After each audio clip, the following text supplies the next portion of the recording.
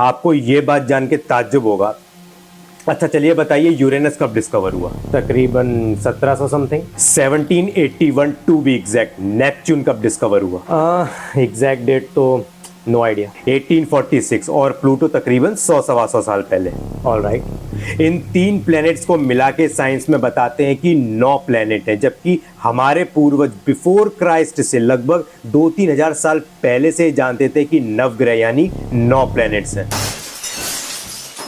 नहीं, हमारे पूर्वजों के नवग्रह अलग थे। अलग थे क्या मतलब? यूरेनस, नेपच्यून और प्लूटो तो कभी नवग्रह का हिस्सा थे ही नहीं। नवग्रह क्या थे फिर? इन आर हिंदू माइथोलॉजी नवग्रह वो थे जो साफ आसमान में दिखाई दिया करते थे, तब जब आसमान साफ हुआ करता था, प्रदूषण रहित। नवग्रह में आते हैं sun, moon, Mercury, Venus, Mars, Jupiter, Saturn और 2 डायरेक्शंस राहु और केतु। अर्थ तो नवग्रह का पार्ट भी नहीं था। यूरेनस, नेपच्यून और प्लूटो नवग्रह का हिस्सा इसलिए नहीं बन पाए क्योंकि वो बिना टेलीस्कोप के दिखाई नहीं देते। नहीं, बट 9 ग्रह का पहले से अंदाजा लगा लेना, इस बार इट इज प्योर कोइंसिडेंस कि हमने नवग्रह बताए और प्लेनेट भी 9 ही निकले। Even in other mythologies like Greeks, Romans, Babylonians, उन्होंने भी सैटर्न तक के ही प्लेनेट को बताया था क्योंकि पहले सैटर्न तक ही दिखाई देता था नेकेड आई से। वो तो नई टेक्नोलॉजी जैसे टेलीस्कोप से पता चला कि सन और मून जो नवग्रह का पार्ट है वो एक्चुअली में प्लैनेट्स है ही नहीं।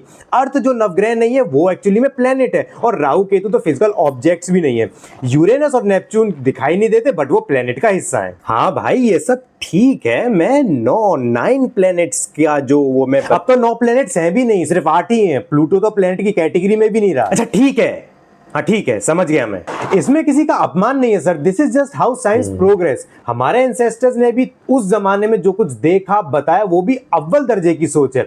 It is just how we define things. आपको इतना ज्ञान है तो आपने मुझे क्यों बुलाया है? जी नहीं, एक काम कीजिए, आप इधर आके बैठ जाइए, मुझे वहां बैठा दीजिए। नहीं नहीं सर, आप रेस्पेक्टफुल है, हमारे पॉडकास्ट की शान है सर। बस भाई, दोस्ती बनी रहे।